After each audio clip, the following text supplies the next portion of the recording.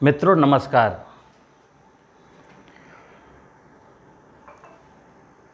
अगर मैं आपसे पूछूं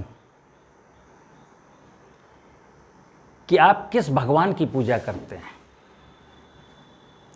और मैं ये ऐसे नहीं कह रहा हूं, अपनी 56 साल की उम्र में मैंने ये प्रश्न बहुत सारे लोगों से किया और देखा कि मेरे प्रश्न का सही उत्तर दे पाने में कोई समर्थ नहीं है। और मैं दावे के साथ कह सकता हूं कि इस प्रश्न का उत्तर किसी के पास है भी नहीं। आपके घर में अगर मैं पूछूं आपके घर में कौन से भगवान हैं,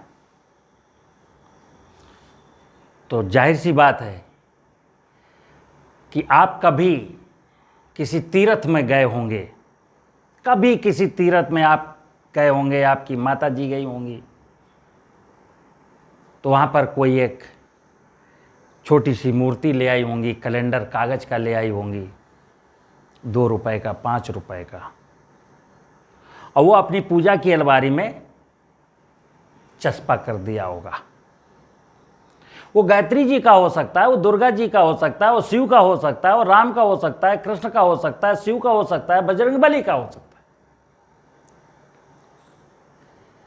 तो आपके घर में जो कैलेंडर होगा तो आप कहेंगे कि मैं तो शिव का भक्त हूं, शिव की पूजा करता हूं। मेरा अगला क्वेश्चन है कि शिव की पूजा क्यों करते हैं, राम की क्यों नहीं करते? तो वो व्यक्ति कहता है मेरे घर में तो शिव ही है, मैं क्या करूं, राम ही नहीं। कई बार मैं लोगों से पूछता हूं कि आपके घर में कौन से भगवान हैं, तो बोलता है मेरे घर में कृष्ण भगवान है। फिर अगला क्वेश्चन मेरा होता है आपके घर में जो भगवान है वो आपको कहां मिले थे? कहता है कि मैं एक पंपिंग सेट खरीदा था, तो उसने मुझे मुफ्त में वो भगवान श्री कृष्ण का कैलेंडर दिया था, मुफ्त में। कोई गुटखा बेचने वाला दुकानदार है, जब वो थोक में गुटखा खरीदता है तो उसको बहुत सारे कैलेंडर मिलते हैं भगवानों के, और फिर अपने वो कस्टमरों को गुटखा वो कैलेंडर बांटता है। तो कई लोग तो कहते हैं कि मुझे तो वो पान वाले ने दिया था। गजब का हाल है। हमारे घर में जो भगवान हैं मुझको कपड़े की दुकान में मिलते हैं, मुझको बर्तन की दुकान में मिलते हैं, मुझको पान की दुकान में मिलते हैं। और ये भगवान कहाँ रहते हैं आपके घर में? मेरे दर्शक जो हैं उनसे अनुरोध है, मेरी विषय को समझें, मतलब इसका गलत अर्थ बिल्कुल ना निकालें। मैं आपकी आंखें खोल देना चाहता हूं कि भगवान कौन है, भगवान के किस रूप को की आप पूजा करते हैं। कहीं ऐसा तो नहीं जाने अनजाने मैं भगवान का मजाक उड़ा रहा हूं? तो मैंने पूछा कि वो जो आपको फ्री में भगवान मिले थे वो कहां हैं? आप यकीन ना मानिए तो आप किसी के घर में, अपने घर में नजर डाल कर देखिए कि वो जो भगवान आपको मिले थे पान की दुकान से, वो एक खूंटी में टंगे हैं। घर में कोई एक कील ठुकी है, एक खूंटा ठुका है, उसमें आप लाकर टांग देते हैं। हर साल भगवान बदलते हैं। हवा में पंखे के कारण, कूलर के कारण, आंधी तूफान के कारण वो भगवान ऐसे से हिलते रहते, फट जाते हैं। मैं पूछता हूं वो भगवान कहां गए? ये भगवान का फटा हुआ कैलेंडर कहां डिस्पोज ऑफ किया जाता है? बहुत मार्मिक विषय है। हम हिंदुस्तान के रहने वाले लोग अपनी आस्था और धर्म के साथ कितना घिनौना मजाक करते हैं। मतलब मुझे ये प्रश्न का उत्तर नहीं मिलता कि मेरा भगवान कौन है। अगर मैं किसी से पूछूं कि आपके घर में कौन से भगवान है, तो उसने कहा भगवान शिव है। हमने कहा क्यों, भगवान राम क्यों नहीं है? अब भाई साहब जगह ही नहीं है, क्या उत्तर है? मतलब वो जो पूजा घर है उसमें भगवान शिव की मूर्ति रखी है, भगवान शिव का कैलेंडर जो पेस्ट किया हुआ है। मैं कहता हूं भगवान राम का क्यों नहीं है, तो बोले जगह नहीं है। और कोई कोई क्या कहता है, मेरे घर में तो बहुत सारे भगवान हैं। कौन कौन है? देखो, दुर्गा जी भी हैं, वैष्णो माता भी हैं, पार्वती भी हैं, श्री कृष्ण भी हैं, हनुमान भी हैं, गणेश भी हैं, यानी गिना नहीं पाता है। उसकी पूजा की अलमारी में इतने सारे भगवान हैं। मैंने पूछा इनमें से सबसे अच्छा भगवान कौन सा है? भाई साहब कैसी बात कर रहे हैं? हमने कहा क्यों? कृष्ण भगवान, राम भगवान, शिव भगवान, गणेश भगवान, हनुमान भगवान, दुर्गा भगवान, इनमें से सबसे ज़्यादा किसको मानते हैं? बोले हम तो सबको मानते हैं। तो हमने कहा ये तो कंफ्यूज होंगे ना सारे लोग कि ये किसकी पूजा कर रहा है। भाई वहाँ भगवान शिव भी हैं, कृष्ण भी हैं, राम भी हैं, दुर्गा भी हैं, हनुमान भी हैं, गणेश भी हैं, और तुम उनके सामने बैठ के अगरबत्ती ऐसे से जलाते हो। वो तो सारे भगवान कंफ्यूज हैं, ये पता नहीं किसकी पूजा कर रहा है। कई बार हमने पूछा भाई साहब किस मंदिर में जाते हो? बोले वैसे तो प्रतिदिन अपने मोहल्ले के मंदिर में जाता हूँ क्योंकि समय का अभाव रहता है, लेकिन महीने में एक आध बार फिर बड़े भगवान के यहाँ भी हो आता हूँ, बड़े मंदिर में भी होता हूँ। हमने कहा मंदिर भी छोटा बड़ा होता है? बोला हाँ भाई साहब, वो जो मोहल्ले का मंदिर है वो छोटा है, वहाँ छोटे भगवान हैं, तो फिर कई बार फुर्सत का समय होता तो फिर मैं वहाँ चला जाता हूँ। हमने वहाँ क्यों जाते? बोले वो बड़े भगवान हैं। गजब का तमाशा है। मतलब ये है कि मुझे भगवान विषय क्या है, और ये आपकी गलती नहीं है। आपको मैं ये जो आज का वीडियो बना रहा हूं ये बताने के लिए बता रहा हूं, आप अपनी गलती को स्वीकार करिए और सुधारिए, नहीं तो जीवन भर भटकते रहेंगे। मैं कई मंदिरों में गया, वैसे मैं मंदिर में जाने का वो नहीं हूँ आदी, लेकिन कभी कभी सामाजिक रीति रिवाज के अनुसार किसी के साथ होता हूँ तो जाने का अवसर मिलता है। और आपको एक हकीकत घटना बता रहा हूँ। मैंने सुना कि वो एक मंदिर है वहाँ पर। अच्छा, तो मंदिर का बड़ा सा प्रांगण है, बड़ा सी मान्यता है, बाहर प्रसाद बट रहा है, प्रसाद मिल रहा है, लोग प्रसाद खरीदते हैं। कोई 1 किलो खरीदता है, कोई पाव भर खरीदता है, कोई आधा किलो खरीदता है, फिर फूल माला, पत्ती और अगरबत्ती और धूप बत्ती। और फिर वो सोचता है कि मंदिर जा रहे हैं तो मंदिर में भगवान को कुछ दक्षिणा भी दूंगा। अब पता चला उसकी हैसियत 100 रुपए के प्रसाद की थी, 100 रुपए का प्रसाद लिया और 101 रुपए की हैसियत थी कि 101 रुपए मैं भगवान को समर्पित करूंगा। लाइन में लगा, मेन मंदिर में लाइन में लगा, भगवान जी के दर्शन हुए, प्रसाद चढ़ाया, 100 रुपए का नोट या तो दान पात्र में डाल दिया या पुजारी की थाली में डाल दिया। आगे बढ़ा बाहर निकलने को तो पता चला एक भगवान जी और हैं।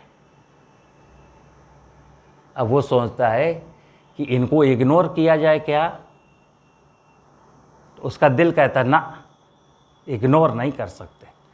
फिर हिम्मत जुटाता है, प्रसाद तो सब खत्म हो गया, लेकिन जेब में हाथ डालता है और 50 का नोट निकालता है। सोचता है चलो ठीक है, अब यहाँ तक आए हैं तो 50 रुपये इनको भी समर्पित कर देते हैं। अभी उसको मालूम नहीं थी कहानी आगे क्या होने वाला है। आगे बढ़ा तो एक भगवान जी और आ गए। अब उस भगवान को 10 रुपए देता है। फिर एक भगवान और आ गए तो फिर मुंह मोड़ के बाहर निकल आता है। ऐसे भक्त से जो भगवान के मंदिर में भगवान के दर्शन करने गया था, हमने ऐसे भक्त का इंटरव्यू लिया बाहर।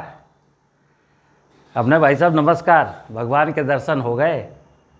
हाँ। हमने कहा ओरिजिनल फीलिंग बताओ, अपने मन की बात बताओ। तो बोला भाई साहब बड़ा कंफ्यूज हो गए, पहले भगवान जी मिले थे तो उनको प्रसाद चढ़ाया, 100 रुपया दिया, फिर आगे निकले तो एक और भगवान मिले तो 50 दिया, फिर एक भगवान और मिले तो 10 दिया, फिर देखा अभी तो वहाँ 5-6 और थे, फिर मैं नज़र चुरा के भगवान से नज़र चुरा के भगाया। अब स्थिति नहीं थी कि और कुछ दे पाए। ये भगवान के मंदिर के नाम पर, पूजा के नाम पर कितना कन्फ्यूजन है मित्र। ये कन्फ्यूजन को दूर करना है और कोई उद्देश्य नहीं मेरा। मैं जब मंदिर जाता भी हूं, भीड़ होती है, तो बाहर से मंदिर का प्रणाम करता हूं, कहता हूं हे परमात्मा, मैं तेरे दरबार में आया, भीड़ बहुत ज़्यादा है, मैं तेरी छाती पर नहीं चढ़ना चाहता, मैं यहीं से तुझे प्रणाम करता हूं, तू सबका कल्याण कर और मुझको मेरा मार्गदर्शन कर। अब मैं लौट आया, मेरे साथ जो गए थे बोले यार तुम अंदर क्यों नहीं गए? हमने कहा क्या मतलब अंदर जाने का?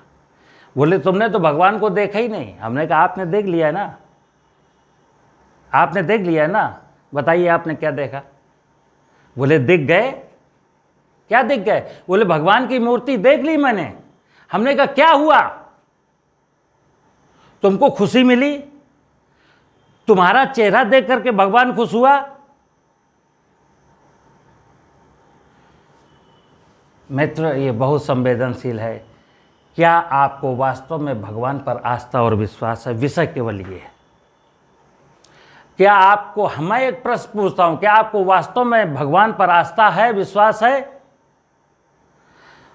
तो आप बहुत देर सोचते रहोगे। हम पूछ रहे हैं, बोलो यार, क्या वास्तव में आप जिस भगवान को मानते हो उस पर आस्था है, यकीन रखते हो? अब भाई साहब पूरा यकीन कैसे करेंगे? अच्छा, डाउट है, मतलब उस पर डाउट है तो नहीं कहेगा डाउट है, लेकिन मैं कहता हूं खुल्लम खुल्ला कि हर भक्त को भगवान पर डाउट है, किसी को यकीन नहीं है। और जिस व्यक्ति को भगवान पर यकीन है, जिस भी व्यक्ति को, बहुत सारे इतिहास में उदाहरण मिलेंगे जिन्होंने भगवान पर पूर्ण रूप से यकीन किया, उनका जीवन सफल हो गया। अन्यथा भगवान भी साथ साथ है, अविश्वास भी साथ साथ है। मैं कहता हूं, जीवन में महसूस करता हूं कि भगवान की भक्ति से कुछ होने वाला नहीं है बेटा, कुछ करना पड़ेगा तुम्ही को। तो क्या करना पड़ेगा? भगवान पर विश्वास का यह मतलब नहीं कि अकर्मण्य हो जाना। भगवान पर विश्वास का मतलब है भगवान के द्वारा बताए गए कार्यों को करना और फिर भगवान पर यकीन रखना। भगवान ने क्या निर्देश दिया आपको, और भगवान है क्या? तो सीधी सीधी बात है, जब शब्द भगवान आए, जब शब्द भगवान आए और भगवान की पूजा आए, तो भगवान का मतलब जान लीजिए प्रकृति, छित जल पावक गगन समीरा, पंच तत्व मिल बना शरीरा। ये धरती, पानी, हवा, आकाश और अग्नि, यही भगवान का असली स्वरूप है। उसके बाद इसकी जो व्यवस्था है इस भूमंडल पर, वो सब में भगवान का दर्शन करना। कहते हैं कण कण में भगवान है। अगर हमने उस भगवान को आत्मसात किया होता कभी, तो मुझे भगवान बाजार से ना मिलते। मैं इनका बुराई नहीं कर रहा हूं, मूर्ति पूजा का मैं विरोधी नहीं हूं। चित्र के बाद चरित्र, भगवान का चित्र टांगिए घर में, पेस्ट करिए घर में, लेकिन उस भगवान के चरित्र का अनुसरण करिए, तब आपकी आस्था है, तब आपको उस पर विश्वास है। भगवान राम को अगर भगवान मान करके चित्र टांगे हुए हैं, तो भगवान राम की जीवन शैली देखिए। भगवान श्री कृष्ण को मानते हैं तो भगवान श्री कृष्ण की जीवन शैली देखिए, और भगवान शिव को मानते हैं तो भगवान शिव का आदर्श देखिए। ठीक है, कैलेंडर तो टंगा है, लेकिन उनके निर्देशों के विपरीत, उनके चरित्र के ठीक उल्टा काम करता हूं। तो इस प्रकृति रूपी व्यवस्था में भगवान को देखिए, कैलेंडर भी टांगिए, लेकिन उनको ऐसी जगह संभाल के रखिए। कोशिश करिए कि 10 साल 20 साल तक मेरी जिंदगी में फटे ही ना, और अगर फट जाए जाने अनजाने, तो कम से कम घूरे के ढेर में न जाए, कम से कम घूरे के ढेर में न जाए। मिट्टी से आए थे, मिट्टी में सबको मिलना है। कहीं खेत में, खलिहान में थोड़ा सा गड्ढा खोदिए, वहाँ दफन कर दीजिए। नमस्कार, जय हिंद, जय भारत।